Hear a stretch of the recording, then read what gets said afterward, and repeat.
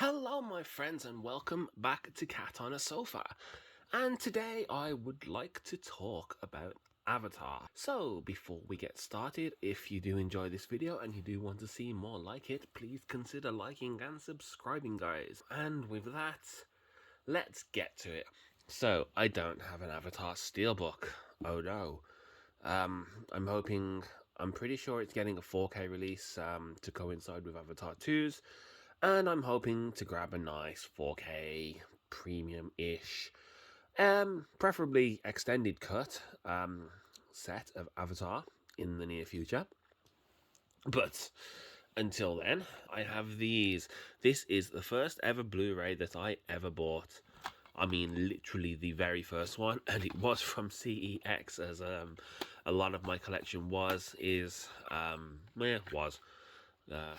I don't buy as much from there now, with mostly doing pre-orders. But anyway, I never took the sticker off.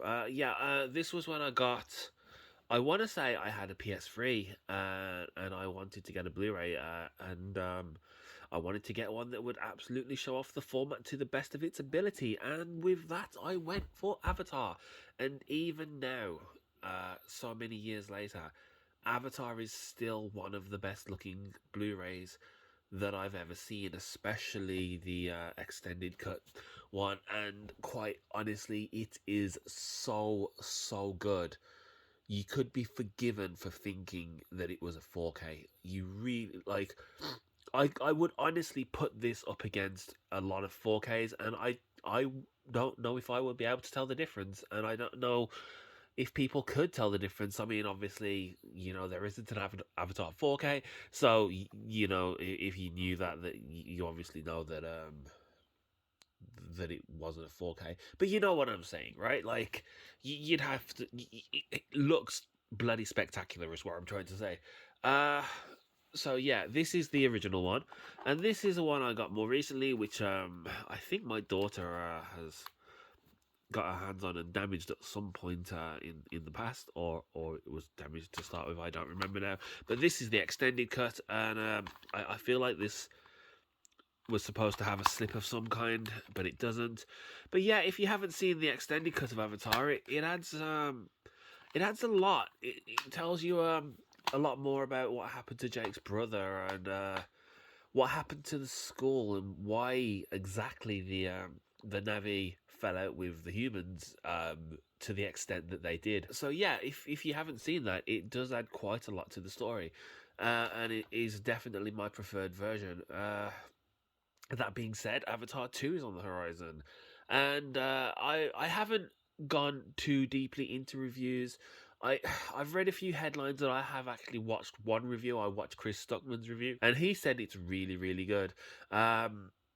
With like the last half of the film being just utterly spectacular. So I'm really looking forward to that. I actually haven't been to the cinema in a good few months now, after having gone like 1 to 2 times a week for almost the entire time after they reopened after lockdown. So that's kind of a shame. I seem to have lost my taste for going, and I don't know why. I think it might have even been like Top Gun, or not much after Top Gun was around about when I stopped going. But yeah, I've definitely got to go and watch Avatar. What does bother me? I'm really not looking forward to seeing it in 3D. I'm glad that the fad died, and let's face it, it was a fad.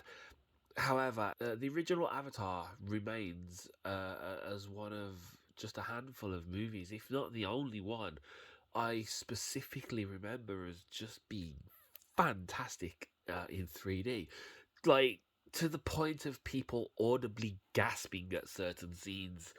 The one, even now, it's got to be, what, 13 years later. It's like the spinny lizard thing that lights up, and it just looked like it was in front of you when it was spinning. And I mean, James Cameron pioneered the previous 3D like revolution, so to say, and it shows, because it probably is still the best use of 3D in a movie, like ever. All of the movies that tried to jump on the bandwagon with the post conversion crap, which just didn't work. Like it barely added anything, if anything. And I kind of get the impression that Avatar wasn't like doing like some scenes for the sake of just like throwing something into the audience just for the sake of the 3D, whereas it just started to become this horrible trend of like, oh no, there's like something specifically coming towards the audience to scare them, as opposed to just being in 3D for the sake of being in 3D. And I definitely think Avatar was the best 3D film ever made. In that what 5 6 year window, and I know that we still had 3D films for a while there, but yeah, I think my local cinema only has one showing a day that isn't in 3D, and it's like at a really awkward time. And actually, I mean, I know my local cinema is like a rinky little tiny thing, but doesn't seem to be a lot of showings this week on Friday for Avatar, which is kind of odd considering its pedigree as the highest grossing movie of all time for such a ridiculously long time, and yeah, it got dethroned by Endgame a couple of times, or well, got dethroned once by Endgame, but then it retook the throne anyway. So like, yeah, James Cameron's held the number one slot from like Titanic all the way up to this, and then from this all the way up to Endgame, and then took it back. I mean, God, no wonder they just basically let James Cameron do whatever the hell he wants because, well, he's bankable, right? So yeah, I don't really know what else to say. The whole point of this video was just to say, hey, look, here is Avatar. I'm looking forward to. Sorry, I've got another cold, guys. I apologize for my voice. So yeah, this is Avatar, and I'm very much looking forward to the Way of Water. From what I've heard, the phrase, the term masterpiece is getting thrown around. So yeah, I mean, it seems to have become trendy to hate on. It seems to have become trendy to hate on Avatar in recent years, and I don't know why. People just say it's like a tech demo. And yeah, the story isn't overly complicated, but I'm not looking for complicated. The story's perfectly serviceable for what it is, and the message of the movie, it's a bit heavy-handed with its message, but that's fine. And yeah, the even now, like 13 years later, the CGI holds up spectacularly well, and I absolutely can't wait to see what the new one looks like. And I can't wait to get my hand on a steelbook for the new one because, yeah, we're obviously going to be getting a nice 4K Blu-ray for Avatar 2.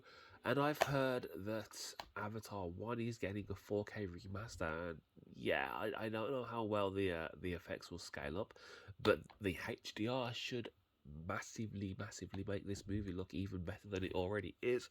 So I'm looking forward to that. And I don't have a steelbook, as I said, so yeah, hopefully we will get one there. And I I I don't really have a whole lot else to say about it, guys. I really do enjoy the original Avatar, and I'm actually having trouble talking here because of my voice. So I think I'm just going to call it there. But what do you think of Avatar, guys? Do you like the original? Are you looking forward to the new one? Are you going to go and see it at the cinema? And are you going to be picking up on Blu-ray when it does come out? So guys, with that, I think I'm going to call it. And if you did enjoy this video, please consider liking and subscribing, and I shall see you next time.